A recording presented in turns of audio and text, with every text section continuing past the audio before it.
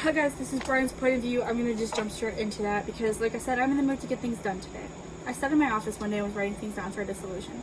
The couple had come to me and we're both willing to settle down and agree to almost anything. They had just gotten married too young and changed their minds about each other. I stretched as I looked at the clock and I put in the wall. It was 10:30 and I was ready to go home. I packed my things up and locked my office door, heading out to my car to drive home. Sorry. I put things in the home office where I would be working again after a nice long shower. I turned on the water and let it warm up. I microwaved some leftovers from yesterday and ate before taking a shower, letting the water burn my skin just a little. When I get out, I hear my phone ringing. It's an unknown number and I answer it professionally. Hello, this is Bryan Reed, criminal defense and family attorney. How can I help you? The girl answered with muffled sobs and then managed to speak clearly. I need a divorce attorney. Okay. I answered, heading back to my office and pulling out a notebook. I'm going to have you answer some questions and we can fill out some paperwork in my office. Wednesday sound good? She asked for an earlier time and I agreed to meet up with her at Starbucks. She sounded like Nicole and I hoped it was, immediately taking it back. I fell asleep worried for her. I'm going to add at Starbucks. So at Starbucks, I turned to the girl behind me who was holding her pregnant belly awkwardly. She was short, only around 5 foot, and she was wearing a gray hoodie and sweatpants. Her hair was tucked into the hoodie and she glanced up at me. Nicole, you can take my spot. I smiled, stepping into the line as she asked if I'm sure. I nodded and answered the phone, stepping outside to take the call. Oh, what the heck? Starbucks, my phone rang while I was in line. I walked inside as Nicole waddled to the counter. She's super cute. I love her little pregnancy walk. I'll just do a small chai latte with 2 pumps of vanilla. Nicole pays with a card and waits for her coffee. I order and collect my coffee and join Nicole at my table. Oh no, my heart sinks as I realize. She stares up at me as if in shock. I smile. I thought she sounded familiar. Let me ask a few questions, explain a few things, show you a glimpse of the papers, and we can wrap it up. I grab a clipboard from my briefcase and close my laptop, sliding it over. First, what are your grounds for divorce? What? Nicole asks, fiddling with her hands. I don't know. Why are you divorcing him? I explain. Sorry, there's a lot of repetition, but I kind of had to. I don't know. Oh, adultery is one, and Nicole is down at her sleeve subconsciously and catches herself a second too late. I already guessed. Abuse? Instead of answering, she sat there silently. Okay, what kind? I list them off. You nod or shake your head. I lower my voice, leaning across the table so only she can hear. I list them off and shows me she's experienced all of them. I devise a plan and tell her how things will go, and we discuss a few things that will be mentioned in the temporary orders. Eventually, I got her another cup of coffee, a chai latte with 2 pumps of cream. When we had everything settled on, we left.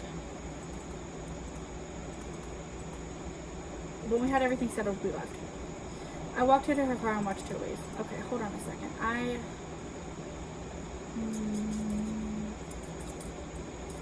Pumps of vanilla, actually. Why did I say cream? I don't know. I knew it was wrong. The next morning, I'm woken by my phone ringing. It's around 7 and I grunt as I fell before it. I see the call ID and my mood suddenly changes. Bryan, I needed someone to talk to. Nicole mumbles ashamedly. I could set you up with a therapist if you'd like, I offer. No, I would rather talk to you. I don't want the extra charge. Please don't take this the wrong way, but could you come over? I tell her to send me her address and quickly get ready, heading over to her house so I can calm her down. I was doing court at 9 to finish the couple's dissolution. I couldn't spend all morning with her, though I wanted to. I pulled into her driveway and she let me in quickly. She told me not to answer too many questions her kids asked, and I couldn't help but find it amusing. She gave me coffee. Thank you. You didn't have to make me coffee, too. You're a guest. I did. She stammers, sitting down. I nod. Will I have to move? You actually fill a space, she replies, fiddling with her cup. Not coffee. I'm changing that. I pulled out the papers she needed to fill out and she quickly went through them, finishing up just before 7:30. She'd gone to wake her kids at 7:15, but they hadn't come upstairs yet. They were probably still sleeping. She gave me the papers and I left as she went upstairs to get them ready. I went to the office and made copies of them, tucking them into a vanilla folder before heading to the courthouse down the street. It was already 8:53 and the judge would soon call the couple in for their dissolution. They agreed to move out of the apartment and live with their parents until they got back on their feet, and figured anything they didn't have at their parents' house they would keep. If they had things like furniture and silverware, they sold it and both got half of the funds. The judge confirms their separation and I go back to my office for the day, trying to look into Nicole's divorce and rape case. Noah was a monster and he needed to be locked up. He needs to be shot, actually. Sorry. I called Nicole eventually, telling her the papers were ready to be picked up. She tells me she'll be over as soon as she can. I collect the papers off the printer and leave the room, flipping through them to make sure everything was there and legible. I walk into the elevator and hit the C button. I glance up just in time to see Nicole waddling after me. I put my foot between the doors just in time for her to join me. I smile. She stands next to me, looking up at me. I'm glad you joined me. I needed your signature for a few things and I needed another favor. She stared up at me, probably wondering what that favor could possibly be. When the doors opened, I lead her to my office. I pulled a chair for her before taking a seat across from her. So since you presented domestic violence as another ground for divorce and we need to keep him away from the kids, I need evidence. Nicole stares at the floor, which can include pictures, audio, videos, and physical marks still left on your skin. Any hospital records will be considered, as would his jailing record. He's never been arrested. Okay. Yeah, he's never been arrested. Let's be real, guys. I went through some papers. Okay, I say again, leaning back in my seat, scanning the room. I need to find my business cards. I'll give you one so you can email me stuff. Pictures have to be printed. Send any audio or videos to my email once I find the card. I stand up and begin searching for the cards. Are these it? Nicole asks after watching me search for a while. I turn and she's pointing still laying cards on the table.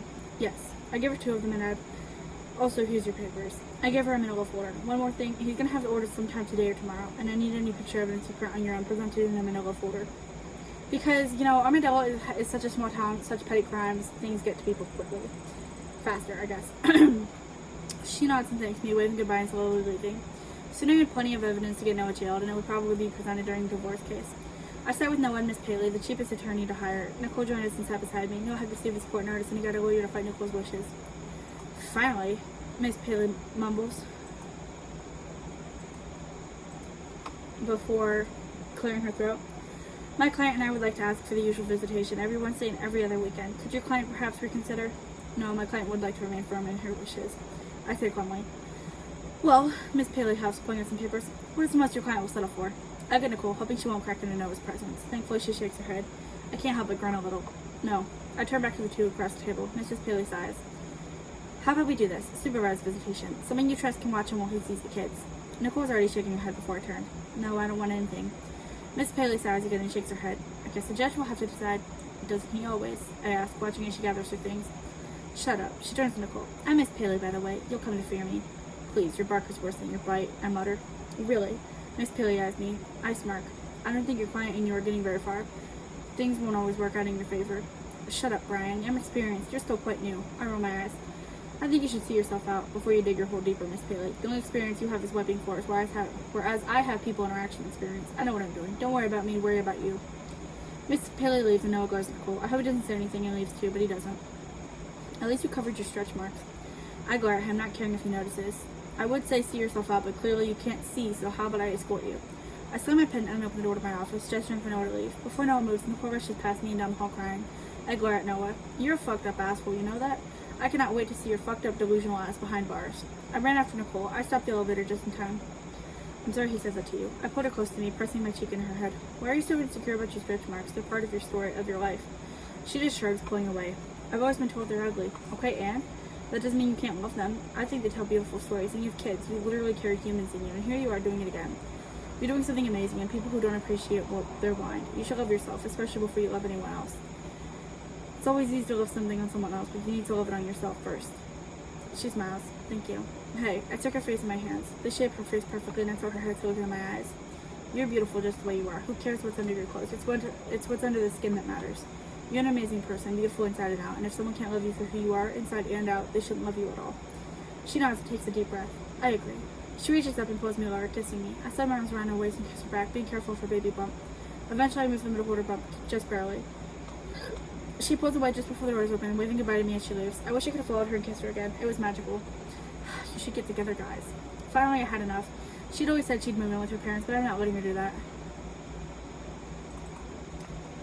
I'm gonna say one day I had enough. Stay with me. We'll start moving out of your current house now, and you'll just stay with me even after divorce. She had reluctantly agreed, but soon enough she was staying in my guest room. I saw her make the bed one morning when she stood up suddenly. That day the Clintons had been born, giving us the chance to finalize her divorce when it was proven that Noah was the dad. Judge Halbinger allowed Nicole to keep her no visitation wish. Noah was arrested and to be locked up for the next 9 years roughly. I adopted kids, and she tells me she'd like to have a couple kids with me. I can't help but blush, but I kiss her anyway. We didn't get pregnant, and after a few miscarriages, she gave birth to Bianca, Bella, and Nico. I was excited to finally have a kid of my own, but I would never treat them differently than how I treat Naomi and her siblings. I love these kids with all of my heart. Okay, so I guess that I must be in the letters. I'm receiving the letters, so I'm going to show you guys, because I don't want to forget. Remember when I was talking to you guys about Peter, and I was like, oh, Peter left his dinosaur, and then I realized it wasn't Peter, it was Nico. Well, Nico's dinosaur. This is Mr. Rex. I got him because he reminded me so much of Nico and his dinosaur.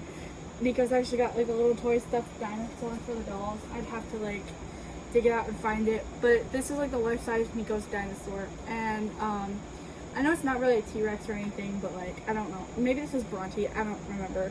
But this is like the dinosaur. I saw it and I was like, oh, I need it. I wanted to show you guys though that like the dinosaur is real. So that's Nico's dinosaur, and also the end of Bryan's point of view. The last one is Noah's. I hope to see you guys there, and I hope he dies. So that's not nice of me.